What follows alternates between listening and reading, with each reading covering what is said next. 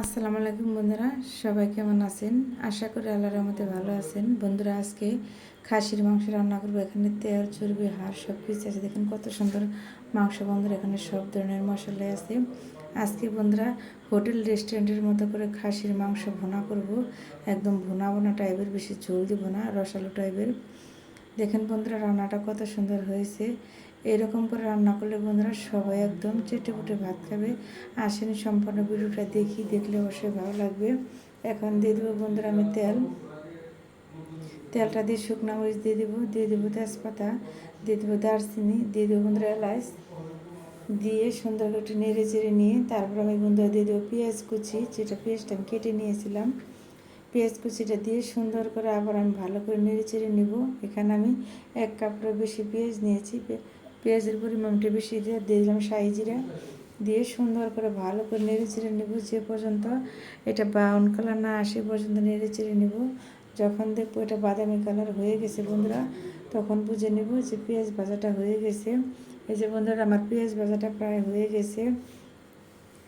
এখন আমি দিয়ে দেবো বন্ধুরা 60 গ্রাম রসুন বাটা, 50 গ্রাম আদা বাটা, 70 গ্রাম জিরা বাটা, আর পেঁয়াজ বাটা দিয়ে দেবো 50 গ্রাম, আর কাঁচামরিচ দিয়ে দিছি পরিমাণ মতো। দিয়ে সুন্দর করে ভালো করে নেড়ে চেড়ে দিব, হালকা জানি কাঁচা গন্ধটা চলে যায়। এই পর্যায়ে আমি এখন দিয়ে দিব হলুদ গুঁড়া, দিয়ে দেবো বন্ধুরা, দিয়ে দেবো আমি ধনের গুঁড়া, দিয়ে দেবো বন্ধুরা আমি মরিচের গুঁড়া। যে যেরকম ঝাল খান সেরকম স্বাদ মতো দিয়ে দেবেন মরিচের গুঁড়া। আমি একটু ঝালটা বেশি খাই, একটু বেশি দিয়েছি। আর খাসির মাংস একটু ঝাল বেশি দিলে খেতে ভালো লাগে। দিয়ে দিলাম হালকা একটু পানি মশলা কষানোর জন্য। মশলাটা সুন্দর করে ভালো করে সময় নিয়ে কষিয়ে নেবেন। যখন দেখবেন গ্রেভিটা ঘন হয়ে গেছে, তেলটা একদম উপরে বেশি উঠছে, একদম চপচপ করছে তেলটা, তখন বুঝে নেবেন মশলাটা কষানো হয়েছে। দেখেন কি সুন্দর সুগন্ধ বেরোচ্ছে, গ্রেভিটা ঘন হয়ে গেছে, তেলটা উপরে বেশি উঠছে। এই পর্যায়ে আমি এখন খাসির মাংসটা দিয়ে সুন্দর করে এটাকে আমি প্রসেসিং করে ভালো করে নেড়ে চেড়ে নেব, যেন সব মশলা মাংসের গায়ে সুন্দর করে ভালো করে ঢুকে। ভালো করে নেড়ে চেড়ে আমি ঢাকনাতে ঢেকে রেখে দেবো বন্ধুরা। আমি 10 মিনিটের জন্য ঢাকনাতে ঢেকে রেখে দিব।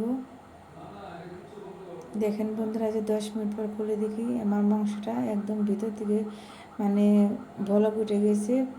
কি সুন্দর টকবক করতেছে রান্নাটা দেখেন।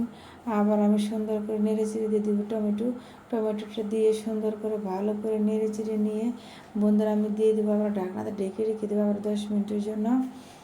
মশলা মাংস যত কষাবেন তত খাসির মাংসের টেস্টি বেশি।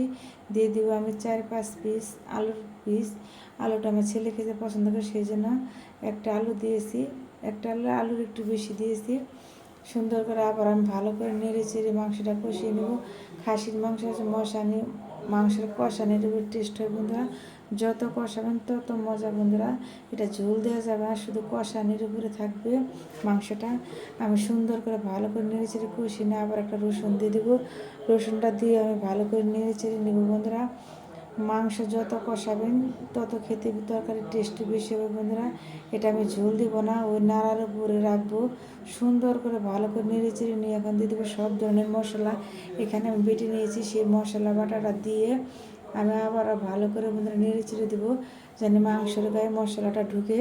আমি এই মশলাটা লাস্টের দিকে দিই, লাস্টের দিকে দিলে কী হয়, তরকারিটা সুগরানো হয়, খেতে বেশি টেস্ট হয় বন্ধুরা। দেখেন তরকারিটা গ্রেভিটা ঘন হয়ে গেছে, ভিতর থেকে একটি স্মেল সুগরান বেরোচ্ছে বন্ধুরা। কী যে ভালো লাগতেছে, দেখেন কত সুন্দর হয়েছে রান্নাটা। এখন আমার রান্নাটা প্রায় শেষের দিকে বন্ধুরা হয়ে গেছে। এখন আমি বাটিতে তুলে নিব। দেখেন কি কালার হয়েছে তরকারিটা। এরকম করে আপনার বাসায় রান্না করে খেয়ে দেখবেন, সবাই ছোটো বড়ো আঙুল চেটে পুটে ভাত খাবে। রুটি পরোটা খিচুড়ি সব কিছুর সাথে খাওয়া যায় বন্ধুরা। দেখেন কত সুন্দর কালার হয়েছে, খেতে খুবই মজা বন্ধুরা। আমার রেসিপিটা তোমাদের কাছে যদি ভালো লাগে, লাইক কমেন্ট করে সাবস্ক্রাইব করে আমার পাশে থাকবে। সবার জন্য শুভকামনা ও দোয়া রইল। আল্লাহ হাফেজ।